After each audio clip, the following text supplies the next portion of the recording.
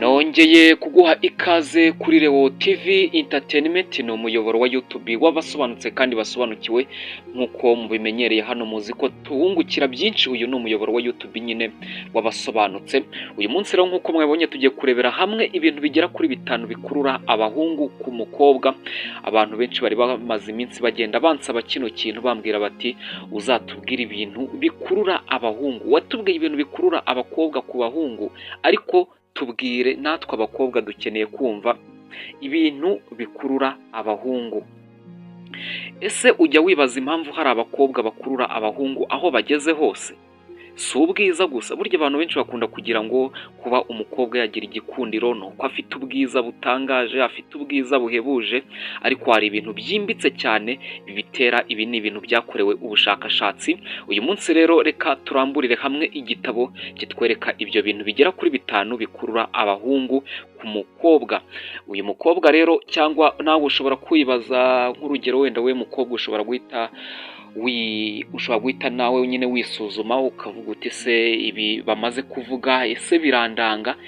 Kuko hari abakobwa usanga bafite ubwiza, bafite amafaranga, ariko kugira ngo azabone umuhungu uza amwegere amuganirize, ugasanga ni ibintu bigoye cyane kugira ngo abone umuhungu aze amusabe urukundo, ahubwo yibonera ba bandi nyine b'abahungu babimereye nk'abasazi, baza biyirukankira badafite gahunda. Uyu munsi rero munyemerere turamburire hamwe igitabo igitabo nyine kikwereka ibintu bigera kuri 5 bikurura abahungu ku mukobwa muri rusange. Rero njye nk'uko tubana muri buri munsi, njyewe nitwa Leo Dukuze, nguhaye ikaze. Tugiye guhera ku kintu cya 5 tujya ku kintu cya mbere, kandi ushobora gusanga ikiri ku mwanya wa mbere aricyo gifite akamaro kurusha n'ibindi byose. Uhaye ikaze.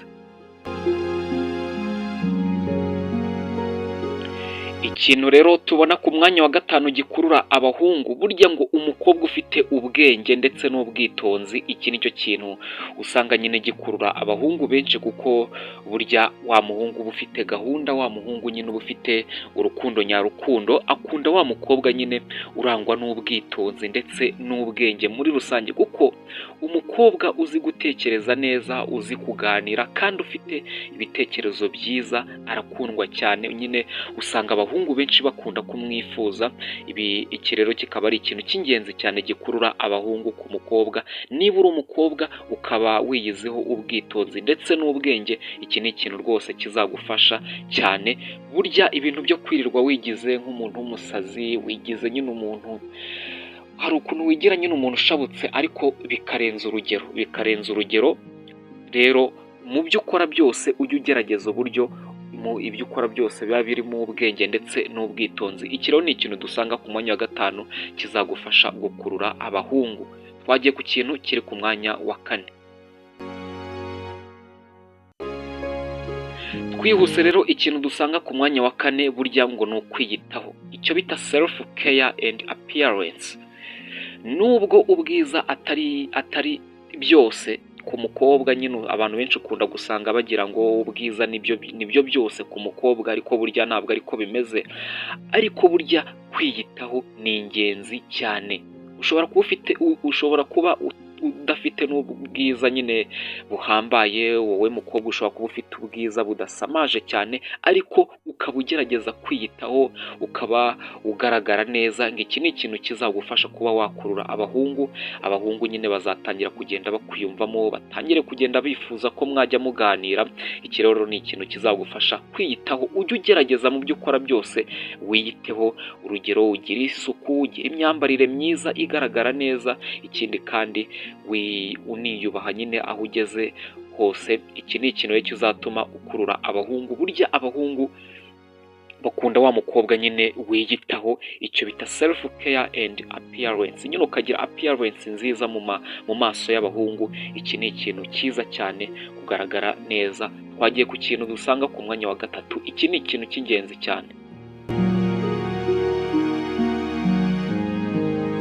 Twihuse rero, ikintu dusanga ku mwanya wa 3 kizagufasha kuba wakurura abahungu, burya abahungu bakunda wa mukobwa usetsa ndetse ugira n'urwenya muri rusange nyine.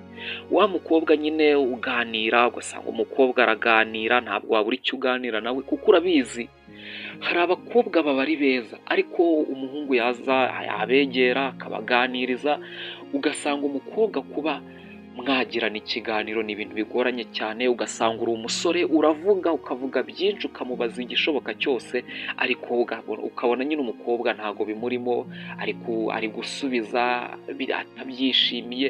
Biriya rero ngo abahungu ntabwo babikunda cyane, niyo waba ufite ubwiza bumeze bute ariko utari umuntu uganira, utari umukobwa usetsa muri rusange, ibi rwose ngo ni ibintu abahungu badakunda. Niba uri umukobwa gerageza ujye utega amatwi abasore bagerageje kukuganiriza, nubwo wenda baba bakubwira nyine ibintu bya nta kigenda, ariko wumve ikibarimo. Iki ni ikintu kizagufasha gusetsa ndetse no kugira urwenya kandi ukanamenya kuganira. Iki ni ikintu kizagufasha cyane kuba wakurura abahungu. Twagiye ku kintu cya kabiri cy'ingenzi cyane.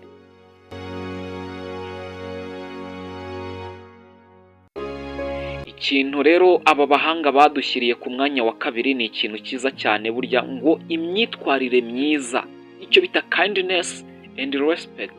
Burya ngo abahungu bakunda wa mukobwa uba ufite imyitwarire myiza, wa mukobwa nyine wubaha, umukobwa ugasanga byandi twahoze tuvuga ubwitonzi, ibi bitandukanye n'imyitwarire myiza nyine.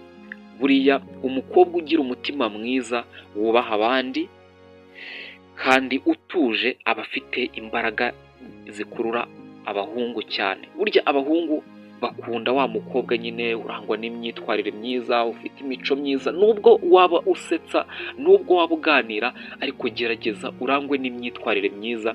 Iki ni ikintu kizagufasha kuba wakurura abahungu. Burya abahungu bakunda wa mukobwa ugira imyitwarire myiza, abahungu nyine bakunda wa mukobwa urangwa n'imyitwarire myiza, wubaha nyine nk'uko twari turi kubivuga, witonda. Wa mukobwa nyine ukunda gusanga agirira impuhwe abantu, ku buryo abona nk'umuntu ubabaye ari kumwe n'umuhungu, ukabona nyine ntabwo bimushimishije, ukabona ko nyine ari umukobwa ufite umutima. Iki ngo nicyo kintu gikurura abahungu cyane. Twagiye ku kintu dusanga ku mwanya wa mbere, ari nacyo kintu gifite uburemere kurusha n'ibindi byose. Gusa mbere y'uko mbabwira kino kintu abahanga bashyize ku mwanya wa mbere, icyo nagusaba ni uko wabanza ugakora kuri subscribe niba ukunda ibyo dukora. Kora kuri subscribe kugira ngo utajya ucikanwa n'ibyo dukora buri munsi, kuko buri munsi dukora ku biganiro byakubaka, ku biganiro byakugirira umumaro, ku biganiro byigisha. Ikindi kandi, niba wakunze kino kiganiro kora kuri like, binyereke ukore kuri like. Ikindi kandi wandike no muri komenti icyifuzo cyangwa inyunganizi muri rusange, kuko ni ikintu kizagenda kidufasha cyane. Ushobora kwandika muri message ukambwira uti ubutaha uzagaruke kuri iki, kuko ni ibintu bidufasha cyane, ni ibintu bimfasha kumenya ibyo mukeneye. Twagiye rero ku kintu cya mbere cy'ingenzi.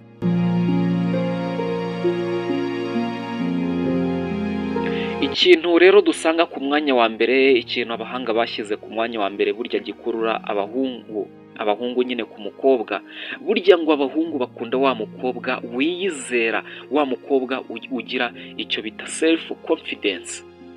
Burya ngo umukobwa uri self confident, uyu mukobwa ukunda gusanga nyine akundwa n'abahungu benshi. Umukobwa wiyizera arigaragaza mu buryo bworoshye, urugero uko agenda, uko avuga, uko yitwara. Abahungu benshi bakururwa n'umuntu uzi agaciro ke, wa mukobwa nyine uzi agaciro ke, wa mukobwa udasamara, wa mukobwa wiyizera mu byo akora byose, wa mukobwa ufite intego, wa mukobwa muganira ukumva ari kukubwira nk'urugero, wenda niba ari nk'umunyeshuri akakubwira ati njyewe uyu mwaka mfite intego izi n'izi, njyewe nubwo ubona ndi kwiga ndashaka gutsinda kubera iyi mpamvu, nubwo ubona ncuruza ndashaka gutera imbere kubera iyi mpamvu, uyu mwaka mfite intego yo kuzagera kuri ibi. Burya ngo uyu mukobwa akundwa n'abasore cyane, kuko aba basore nyine babona ko uyu mukobwa afite intego.